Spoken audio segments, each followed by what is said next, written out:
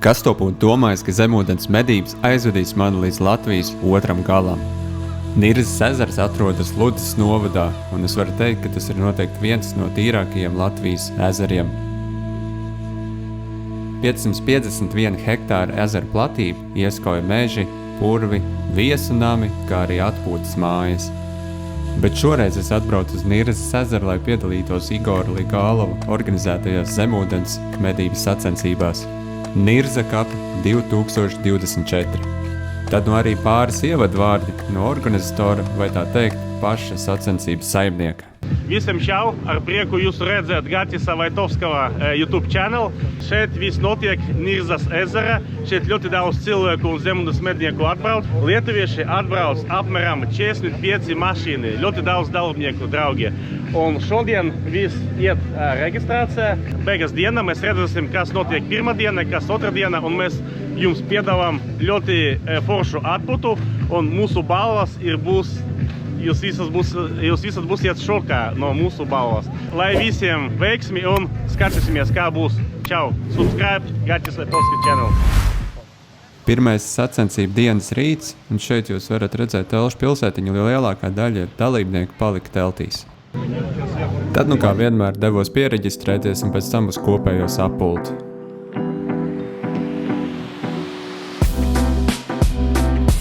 Igors bija ļoti piedomājis pie sacensību dalībnieku komforta, un vakarā mūs gaidīja gan pirtiņas, gan baļļas, gan dažādas izklaides.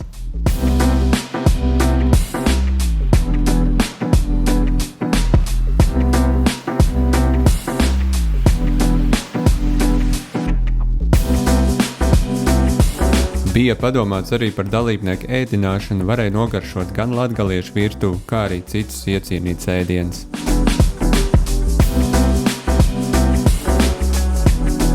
Kad reģistrācija un sacensību instruktāži bija pabeigtas, varēja sākt gatavoties pašām sacensībām.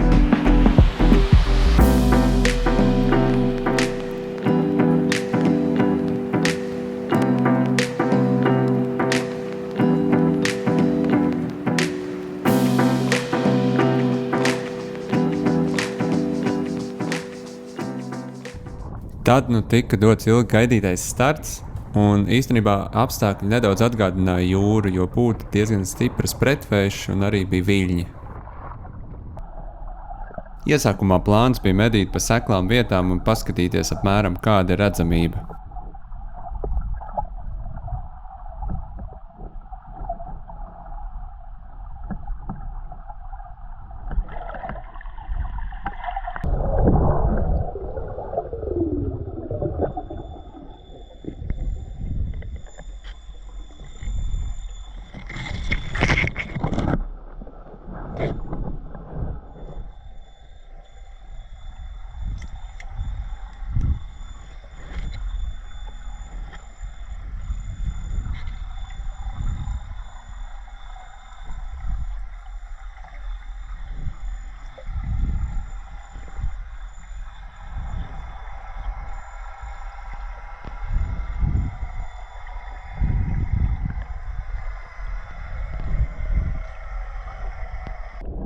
Šādās zālainās vietās es gaidīju, ka izpeldēs kāds līnis, bet tā viņš arī neparādījās.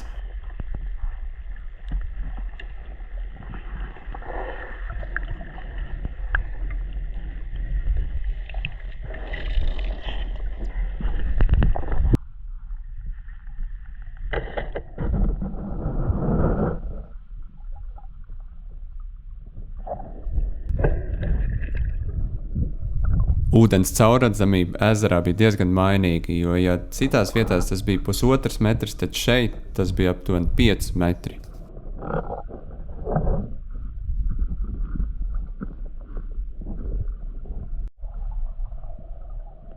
Te es atradu bāru ar mazām zivtiņām, un parasti tas nozīmē, ka kaut kur netālu jābūt arī kādai plēsoņai, kas tās ēd.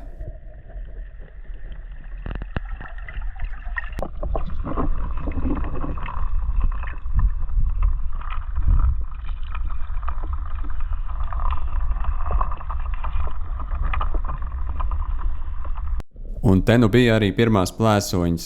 Es gaidīju kaut ko lielāku, bet attiecīgi arī mazās zivtiņas bija diezgan mazas.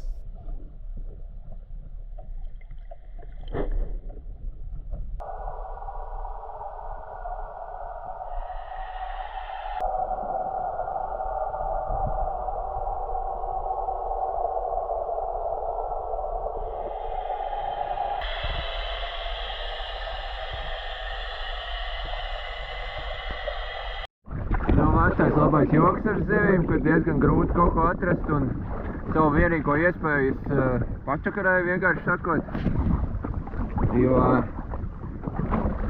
kaut kāds 20 minūtes es biju papeldējis un es ieraudzīju, nevarēju saprast visticamāk, tas bija breksis, tāds bišķiņ miglā. Un kā es izšāvu, viņš jau tieši sāk mukt un garām trāpīja. Tā bija lielākā zivs īstenībā, kādas sacensībās es redzēju. Baigi žēl, ka netrāpīja. Bet tāda ir tā spēle. Es tagad peldēšu kaut kur vispār uz otru pusi. Skatās, tur tādi koki. Mēģināšu atrast tos slavenos lielos asarus. Jo pagaidām es tur tāds asarus esmu redzējis. Teicu, ka jābūt kilogramīgiem. Un tad jā.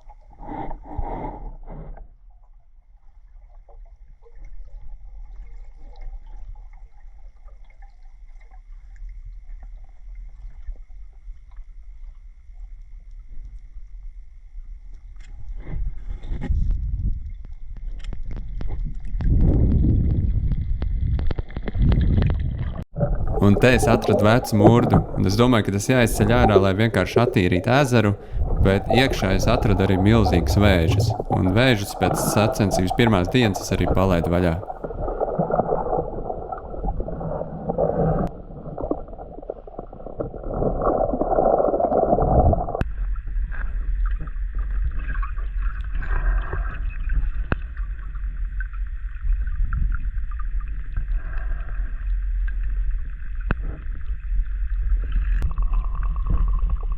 Lai gan zivis nebija daudz, es noteikti izbaudīju šos saulēnos ūdens skatus, kas pat nav īsti raksturīgi Latvijas ūdeņiem.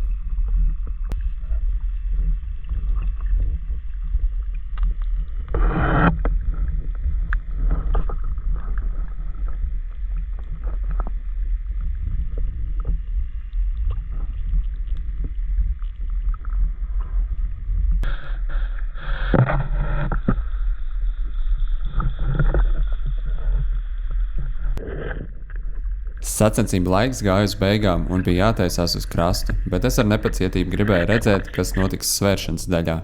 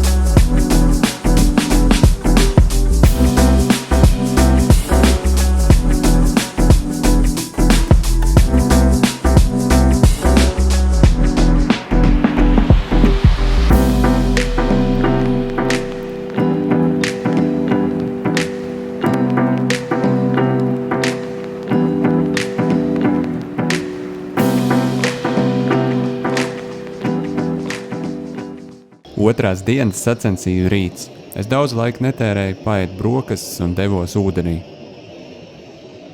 Redzamība otrajā dienā bija daudz sliktāka un nācās diezgan pameklēt, lai vispār varētu kaut ko redzēt.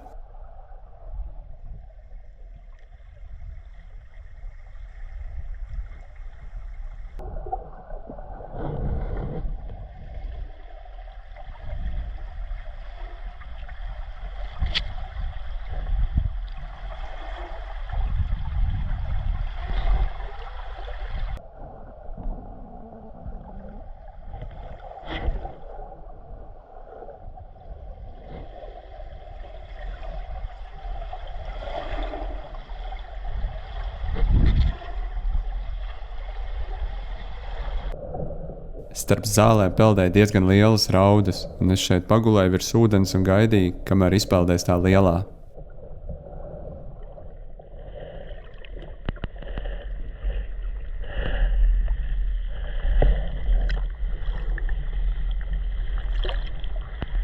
Un tā es gaidīju, kamēr blakus sastapu šo te mazo līdaciņu.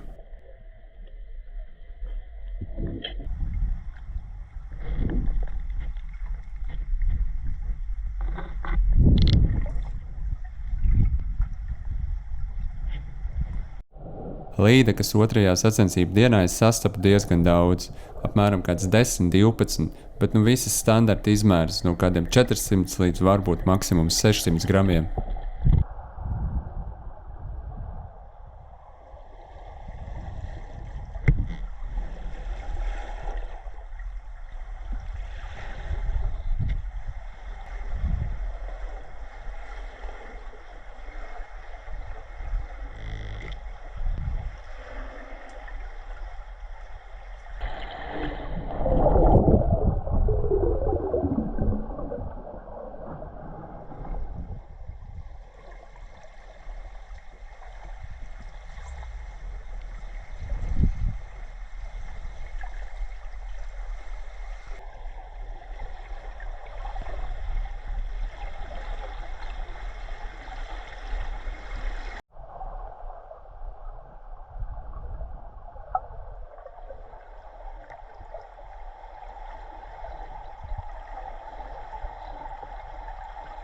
Te peldot gruntī pa apakšu, es pamanīju jau nedaudz smukāku līdeku, bet tā bija otrā diena, un manā izpratnē vēl joprojām tā ir diezgan maza, lai to nošautu.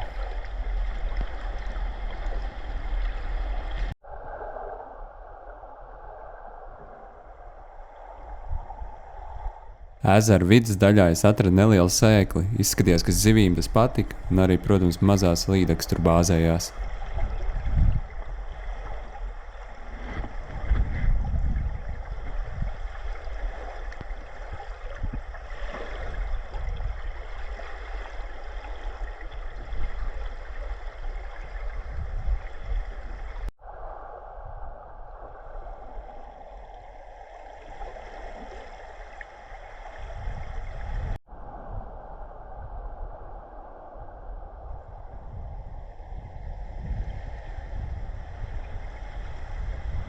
Tā arī pagāja man otrā diena, un bez milzīgajiem vēžiem un atrasto mūrdu manā lomā nekas nebija. Bet peldot šajā ezerā es iemācījos atkal daudz, kā arī kontaktējoties ar zemūdens pedniekiem, tu arī vari uzzināt ļoti daudz un uzkrāt pieredzi. Diemžēl es nepaliku līdz pasākuma pašām beigām, bet ceru, ka šis ir labs ieskats, kā izskatās ezerā, kā mainās redzamība un kādas zivis tur ir arī atrodamas.